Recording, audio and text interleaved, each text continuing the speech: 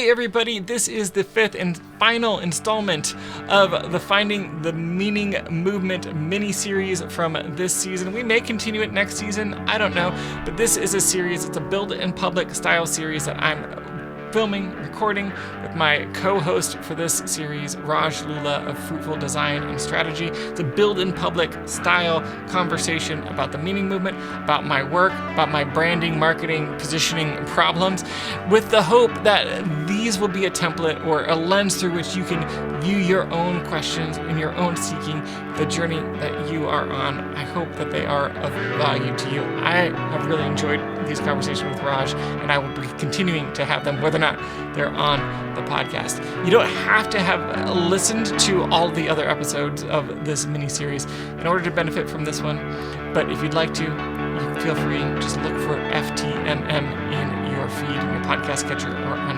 YouTube. So with that, let's get on into it. This is the Meaning Movement Podcast. It's a show about work worth doing. I'm here to help you get more of the outcomes that you desire from the things you are pursuing in life. Today, with my co-host for this mini-series, Raj Lulla.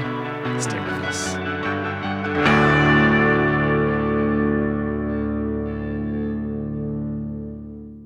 There's a big problem that's changing everything about the world as we know it. Carbon and the impact of humans on the earth. We talk about it with words like climate change and global warming. But there's just two really important things that you need to know about it. First, this is an overwhelmingly big problem. So much so that it's likely that you feel as though your choices don't matter in the face of it. Second, that overwhelming feeling that I just mentioned, it's intentional. It was put there by design. The industries that make the biggest environmental impact have a vested interest in you feeling overwhelmed and powerless. They've marketed, lobbied, and schemed to create that feeling in all of us. In short, we've been lied to. But here's the good news. There's a lot you can do to make a difference. And the other good news is that there's still time. The Carbon Almanac is a book and project about these problems and what we can do to solve them. It was created and run by volunteers on the premise that it's not too late, but none of us can fix this problem on our own. We need each other. There are many ways to get involved, but simply learning more is a great start. Here are 3 steps you can take. First, go to thecarbonalmanac.org and sign up for the Daily Difference emails. They give you a short thought and a practical action that you can take alongside thousands of others every day. Second, get the Carbon Almanac book. It's full of facts, articles, graphs, and art. It's beautiful and fun to engage with. It's all footnoted and fact-checked. And importantly, it's made by volunteers whose only agenda is to solve these systemic issues. You can find it wherever books are sold. Finally, since you're listening to a podcast, search for the Carbon Almanac wherever you're listening. You'll find the Carbon Almanac Podcast Network and a few shows featuring expert insight, discussion, inspiration, and ways to take action. There's even a show just for kids. Do what appeals to you. Just do something. There's still time to make a huge difference in the future of the planet, but we can't solve this on our own. Join us. And we're back. Raj, how are you doing today? Great. Thanks for having me. Love it. Thanks for doing this. This has been fun, and excited to dig in some more into finding the meaning movement and the work that we're doing together in this build in public style conversation we've been doing. So with that, where should we jump in? Yeah. So I've thought for a while now that the calling course might have the wrong name. And my reason for that is that, when I was 25 or even 30, then something like the calling course, the name calling course would maybe appeal when I'm still kind of finding myself and all that, trying to find my calling. And, but now mid 30s, late 30s, I don't feel like I have time for calling. It's like calling is optional. I've even gotten calling wrong a couple of times in my life. But money is not optional. I have to have a job. I have people in my life who depend on me.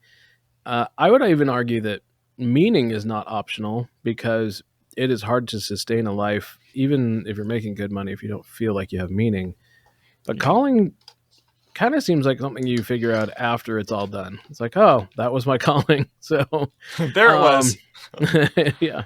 Yeah. So tell me, do people often make this mistake when they hear that you have something called the calling course? Do they think about it in terms of sort of an ultimate life calling, and they're like, oh, I don't need that, or I don't have time for that, or I've already figured it out?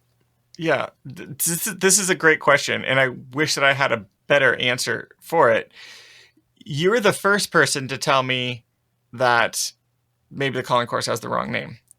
But I think that data point is a little bit skewed because there's just not a lot of people that are dialoguing with me about my work. There's people that join the course.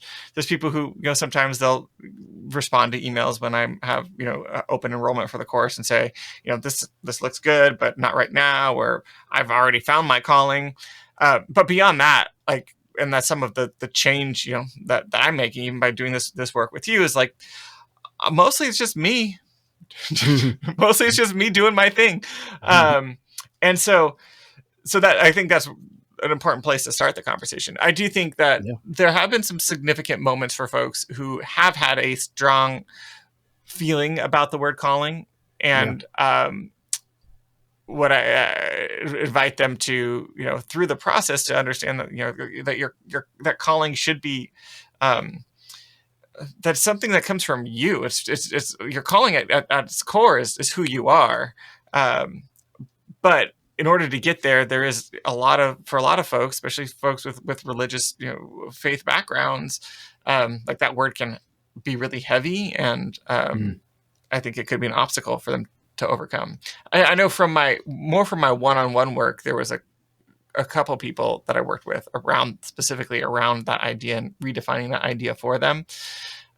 So I guess what I'm saying there is, I know that the content, if the content can help with the definition of the word, and help people who have resistance to that word. But the question here is that the right word? Which I think it's sort of, I don't know, and maybe not. Yeah, it's sort of like a lot of mental health where it's like, if you would get treatment for your depression, it'd be easier to get treatment for your depression. Like, yes, exactly. So the entry point has to be a little different if it's like you need this in order to get the thing that you need. So I would argue that, at least for this episode, let's abandon the name, the calling course, and just talk a little bit about what it is.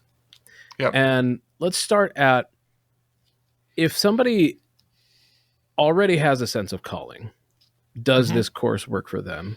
First part. Second part is, if somebody doesn't even believe in the idea of calling, especially in like kind of the religious or, ultimate kind of way, does this course work for them? So somebody who's found their calling, but struggling, somebody who doesn't believe in calling, but does this course work for them? Yeah. Great question. So I want to answer it in reverse order because I think it's easier that way. As far as someone who doesn't believe in the concept of, capital C calling, or have a faith, framework that they're using to think about their life, does it work? And absolutely it does. And some of the journey is like, it's really about identity, and it's about understanding who you are, and whether or not you have a faith background and you use that lens to look at the work. The work is still the same, and that's I don't want to get into all of, like, I could talk theology about all of that if that's a conversation people want to have. I don't think that's the conversation for now. But for the folks that that don't have that framework, in some ways I think it's easier, because sometimes that framework, that faith framework, the idea that there's this one, this is how a lot of people with that faith framework think about calling, that you have one thing that you are made to do in your life, and you have to find it, but no one's going to tell you where it is or how to look for it or what it feels like to find it, but you better find it or else. Yeah. And so it's just an impossible, it's a trap. Calling, it's in some ways feels like a trap.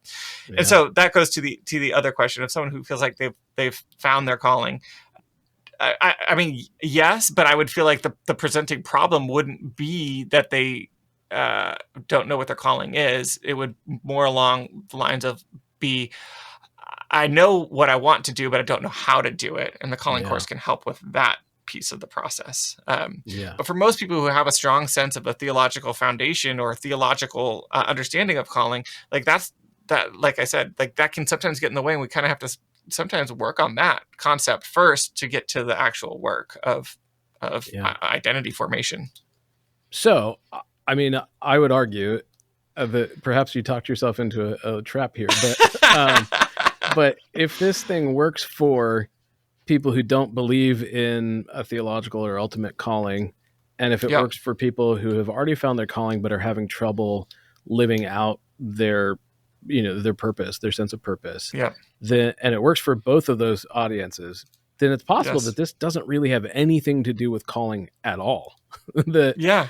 Yes. that it is about meaning, and it is Uh-huh. about living your life. That is about identity, and I want to come back to that, but it's not Yep. really about calling. And calling might actually be a word that gets in the way of people Yes. getting what they need from this course. Would you agree with that? I would agree Okay. with that. And I mean, I wouldn't say that it's not about calling, because I think it is, but it is a reframing. So all that's to say, the word gets in the way. Yes, I totally agree.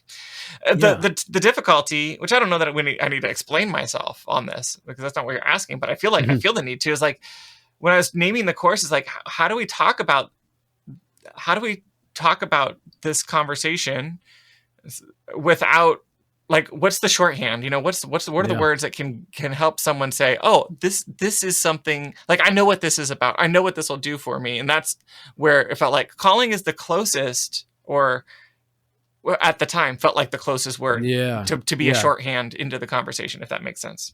And I get why that is, because calling is something that you can find. It's something you can discover. Meaning is something you experience. And so you can't even really say find your meaning, because you don't know if you found it until you're experiencing it. So I definitely get that. I do think that we can find a stronger name that doesn't come with the baggage of religious experience, or or even irreligious experience. And so let's talk about this identity piece. You mentioned it in the last episode the Finding the Meaning Movement episode that we did, and you mentioned it here. I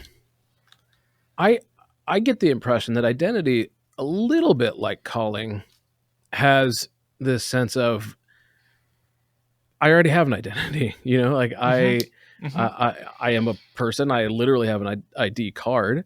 My driver's license, and so I've got a job, I've got a family. All of those things kind of are my identity in some ways. Yeah. So I would maybe argue and push back on this if you want to, but I think for a lot of people, it's not necessarily about finding their identity. So, if we were to rename it, Find Your Identity course or something, that probably wouldn't be a good rename either, because a lot of it is about sort of rediscovering your identity in the midst of all of those things, like family and job and your relationships, all that have kind of been added on to your life. And then you have to reassert that identity in the middle of all of those obligations and all of those voices that kind of call you to be a different version of yourself. Would you agree with that? How would you unpack that? Yeah. Well, I think you're saying it well. But I think a way to think about the process and the need for it is, like, you can drop right into the middle of a story, and see what a character is doing in that story. And over time, if you follow that character enough and see the actions that they're taking, the choices that they're making, you'll begin to have an understanding of who they are. But what you don't have an understanding of is the reasons that they're making those choices and the reasons that they're showing up in the world in the way that they are.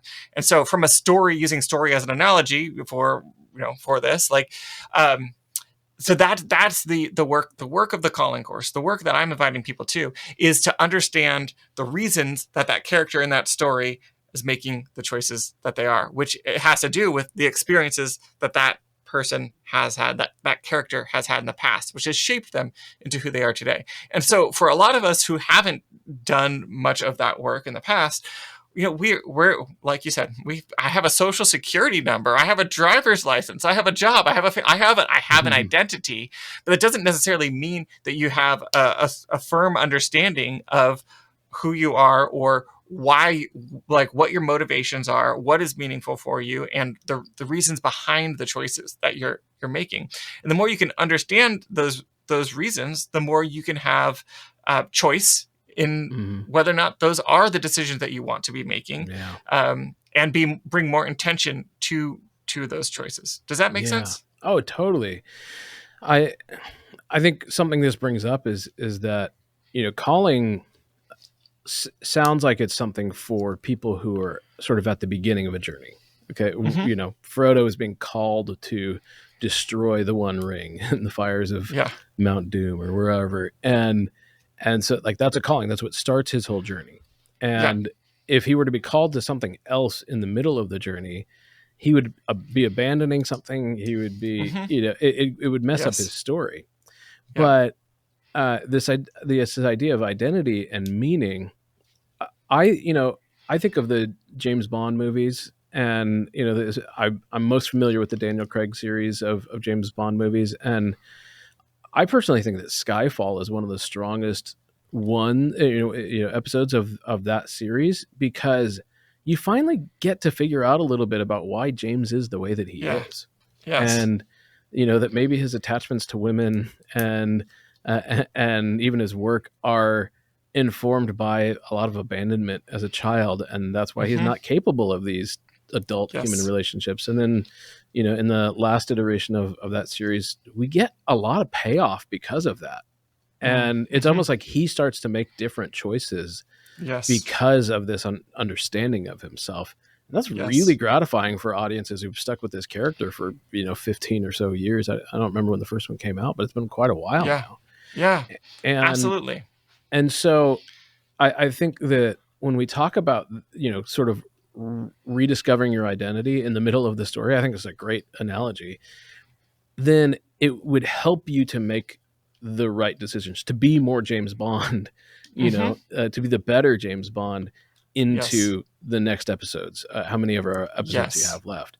And that saves a lot of that. Last episode we talked about failure. It saves a lot of failure when you know what decision to make based off of your own values, your own story, the people that you really do feel obligated to in a good way in your life. Then you don't make as many kind of dumb mistakes.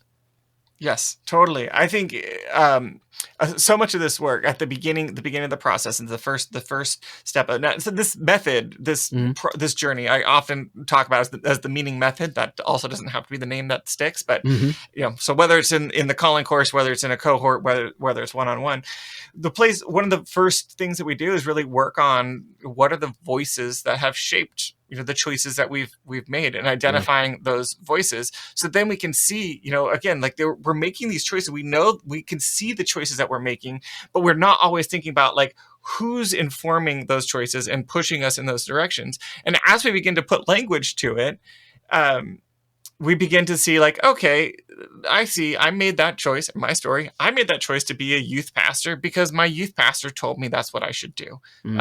He didn't sit me down and say, here's what you should do with your life. But like, that's just a story. That's a narrative that I've just, absorbed from his influence on my life. And there's so many things like that we take on. And so as we put language, as we put it into words, as we explore these stories, we begin to see ourselves. It's like you just kind of pulling back the curtain. You're seeing like, oh, here's all these connections that I can unplug or sever those connections in some way. Or I can lean more into those connections. And it's not until you've actually really put words to it that it really comes into focus and becomes, goes from being like flat to like 3-dimensional in a way. And so I think exactly like you're saying, like you see James Bond differently when you know why he is the way he is, and he himself would see himself differently once he's come to understand how that trauma in his past is shaping his present and the choices that he's making. I had a similar experience with ministry and feeling called to that, and it's really hard when you don't realize that the people who were calling you to those things, it was literally part of their job. Like Yes. it, you know, I'm not saying that that's everybody who works in ministry or whatever, but when, you know, when you're calling a 15-year-old, 16-year-old to do something with their life, they're an impressionable age, and that person doesn't realize that part of that conversation, the other person is getting paid to have, even if they're doing it out of a sincere conviction, all of that. But you know, it's like when in the marketing world, a lot of times we see companies that want to only focus on SEO or only focus on video or whatever, because that's the thing that they're good at. And Yes. and we use the analogy that, you know, when you're a hammer, everything looks like a nail. And so when you're a video company, it looks like everything's a video problem. When you're, you know, whatever, we can take that analogy wherever, but that's kind of the same thing in some ways with people who speak into your lives, pastors or whoever.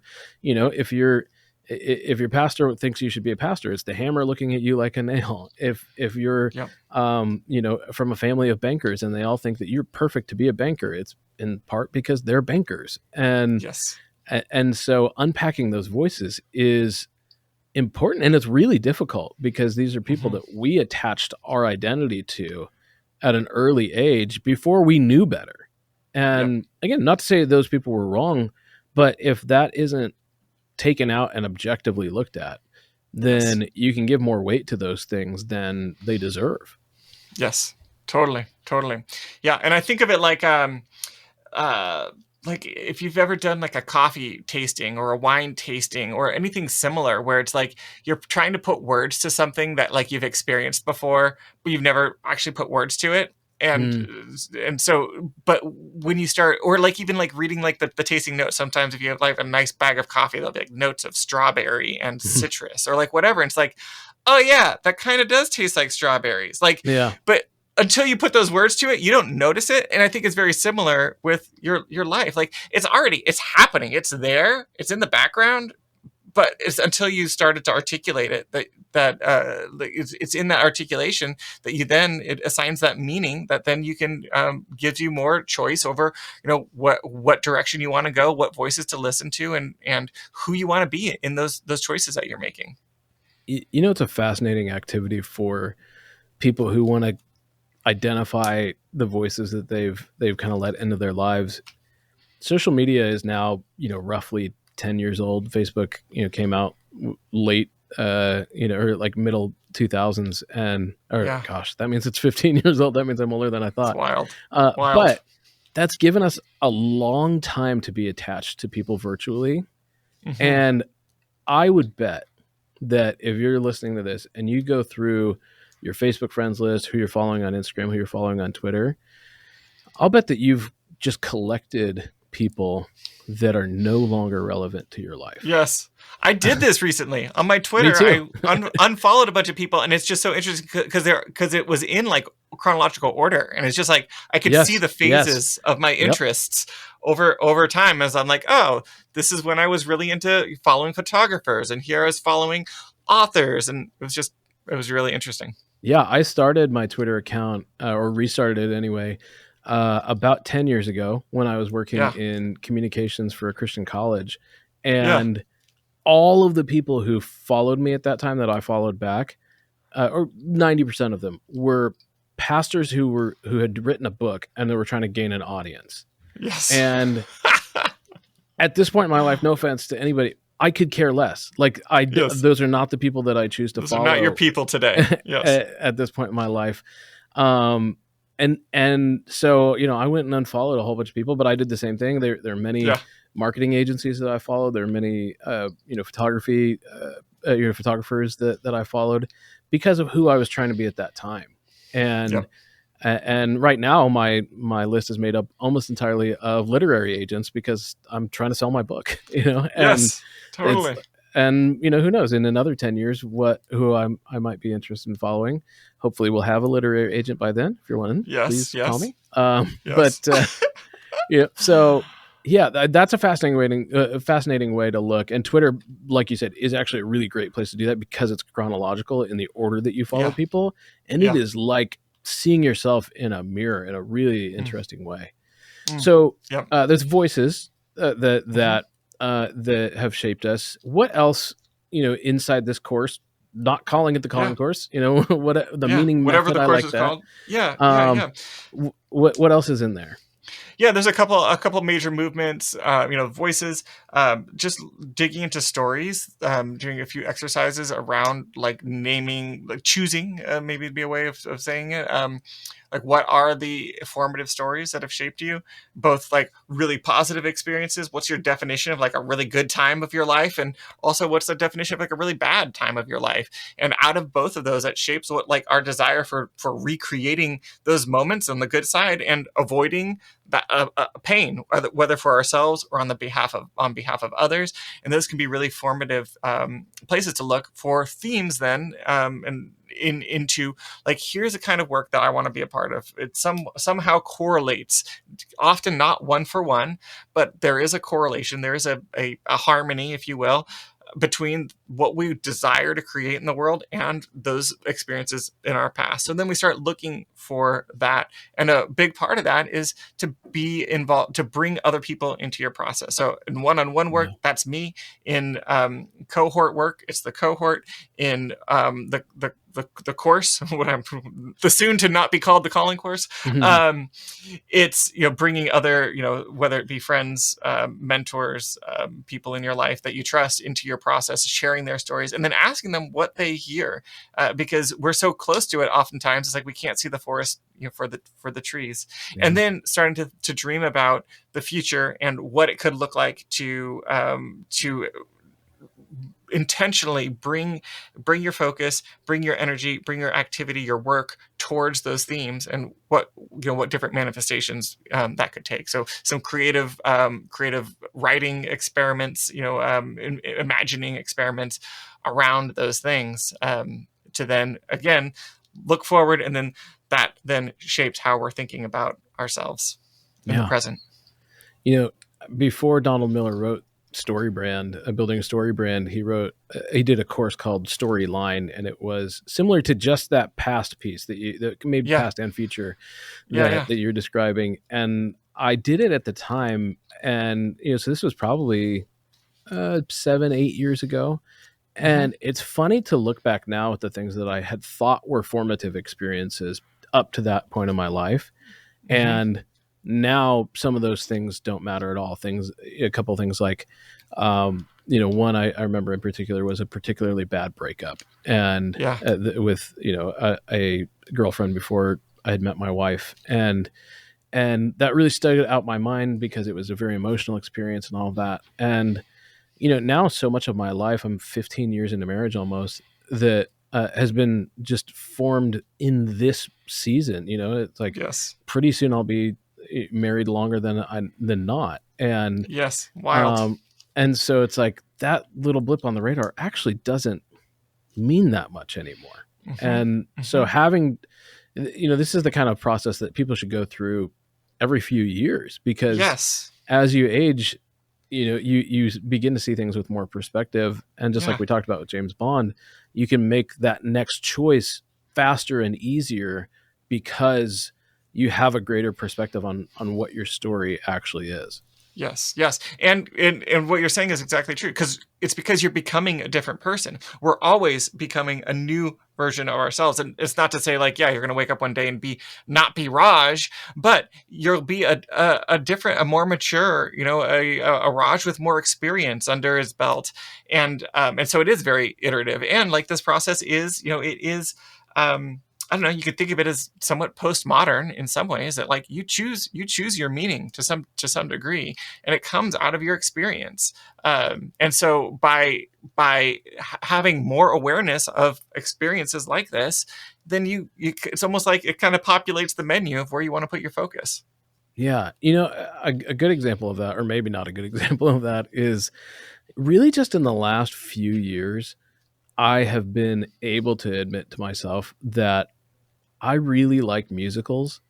I know it's this like really silly thing, but it took my family to Hamilton, and we got to see Wicked last year at the local So Orpheum good. here, and Yeah. I've loved Newsies since I was a kid, and a bunch of others. And when you're 22 and you're trying to get a girl to notice you, in certain crowds it really works to say that you're a big fan of musicals, but in others it's just like, okay, Yeah. I don't know No. what to do with that. Do you play sports? I don't, and Totally. so, but like you said, some of it is a little bit of just rediscovering of, what, I've Yeah. always liked this. And at one Yes.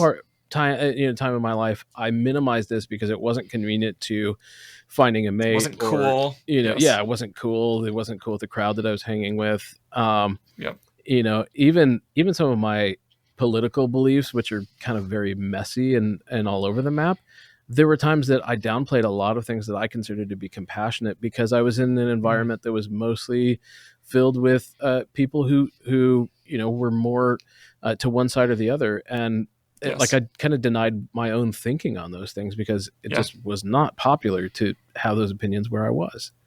Yes. And that's where this identity discovery, rediscovery is valuable again every several years, because it's Yes. not it's a little bit that you're becoming a different person, but a lot of it's you're just becoming more of yourself.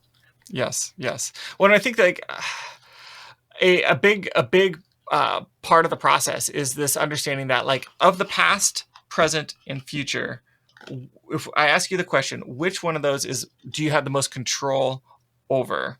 Most people would say either the present or the future. Mm-hmm. But the truth is that it's psychologically, it's the past, because we can tell our story in 1,000 different ways and come to understand it in new ways, which then, by changing our understanding of our experiences and what has happened to us and the things that we have done for better and for worse, it changes who we are, how we think about the future, what we desire and what we're chasing after in the future, and then that shapes then how we live the present. And so it almost flips, totally inverts how we typically think about ourselves and time and achieving things.